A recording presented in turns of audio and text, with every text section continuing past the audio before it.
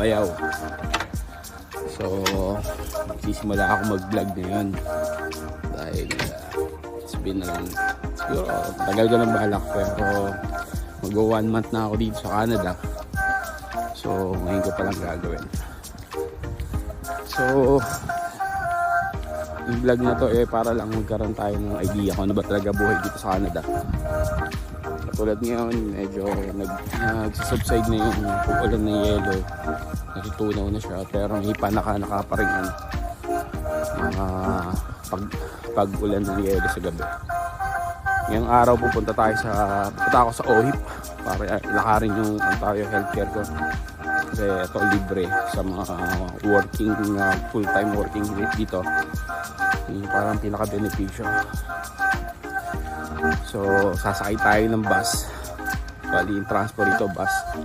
Kapag wala ka pang kotse. So, yung mga dapat kunin na importante, yung OHIP, yung lisensya. So, para maging normal lang yung pagkatao dito. Maraming sasabi na mahirap dito sa Canada. Oo, mahirap. Lalo ako mag-isa ka. Tsaka, lalo na kung hindi pa alam yung mga lakad. Kaya dapat, bago ako pumunta kayo rito, ready kayo. Yung dapat pag-aralan nyo, hindi pa bugso-bugso. Punta kayo sa website mismo ng Government of Canada. Kasi yung mga iba-ibang mga sabi-sabi. So, malilito lang kayo. So, ako yung pathway ko rito, temporary work permit. So, 2 years ang kontrata. Kaya hindi ka pwedeng close permit, hindi ka pwedeng mag part-time. So, anyhow, ito papunta ako ng bus. Punta ako ng Ontario Healthcare para kumuha na ako. So, mamaya na lang. Babalik ako ngayon. So, mga kabayaw, nandito na tayo ngayon sa bus stop. Yung pinaka-bus stop dito. So, maghintay tayo rito ng ating sasakyan. Yung bus nga pala rito, bago kayo lumabas, lalo na pag malamig, alam niyo dapat yung oras. Google nyo kasi may oras sila para magsakay. Kasi pag halimbawa napaaga ka, lalamigin ka dito sa labas. Kaya pag na-late ka naman, maghintay ka naman ng matagal. So, ito yung lugar namin, ito yung James Street.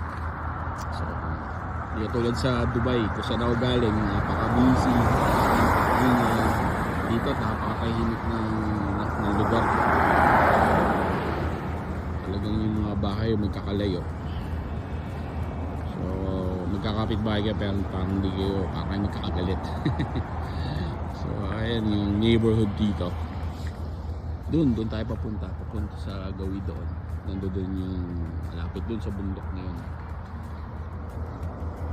Okay, mamaya na. So yun na mga kabayo, dito na tayo sa bus. Walang laman, swerte. Pero nagsipasok na yung mga tao. So diba, yung bus medyo mapupe kasi nga ulan na snow. So sako na tayo.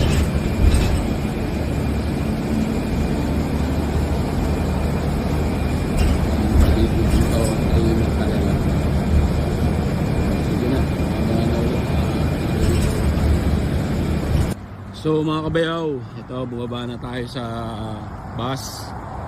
Lalakad tayo papunta sa Service Ontario. Service Ontario, yan yung parang pinaka building dito kung saan pinaproseso yung mga documents, especially yung sa healthcare. So government facility siya. So ito pa rin Tungton Street na pinanggalingan natin, James Street. So ayun na yung Service Ontario. Punta tayo sa loob, papasa natin yung documents natin na hiningi nila last week. So hopefully today matapos lahat para in future pwede na tayo mag-check up ng libre, pati gamot, mga lab. Yung lang kagandahan dito sa Ontario, sa Canada, I mean, kung pumasok ka ng maayos, yung mga dokumento mo rin, tsaka full-time working,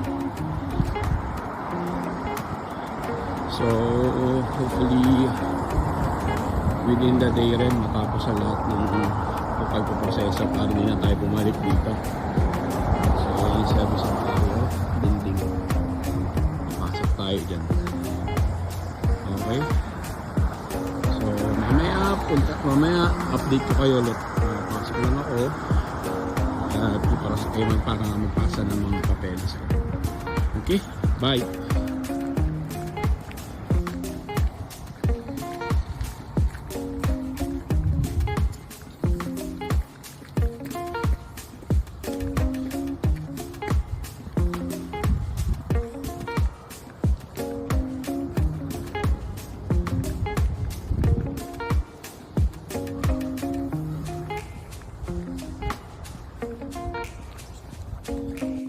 Hello, kabayaw. Ito, dito na tayo.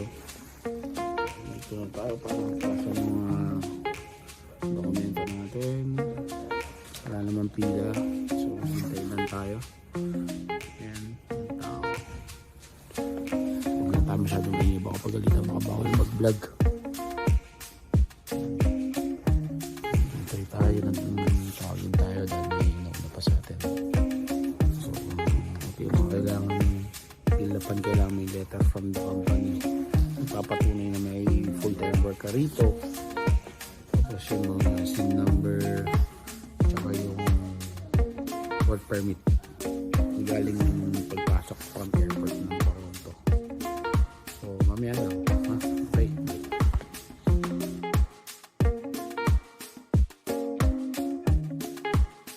yun mga bayaw kabayaw, tapos na kagad.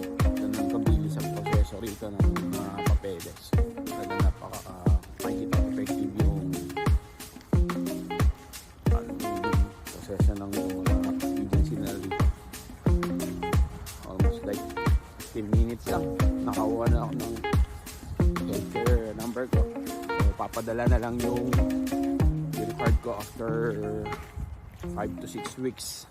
Pero binigyan na nila ako ng temporary parang certificate. So kung may pwede na ako magpa-check up. So yan siguro kabilis tagal dito. So valid siya for 2 years hanggang 2026. So need siyang i-renew every 2 years. So medyo okay na. Sunod natin target, lisensya. Baka makapag-inan na tayo. Makapagsimula na tayo makapag-mayor rito. Kasi mahirap talaga walang sakyan dito. Lalo na pag taglamig. So hopefully makakuha tayo within this year, mga mid, diba, mga June, July, August, mga ganyan. Kasi kailangan pa natin ng pera. Tapos yung healthcare, wala ang bayad yun. Ipapasa mo lang yung mga tamang dokumento para hindi siya lalo na yung mga address, dapat tamang address tsaka tamang informasyon kasi kina-cross check nila. So ayun, tapos na yung pagkuha natin ng OHIP o Ontario Health Insurance ng Ontario. So dito natin tatapusin, madali na yung mga nangyari. So abangan nyo na yung susunod natin yung vlog, ano yung mga pwede natin i-post dito sa ating vlog. Okay, salamat, bye bye.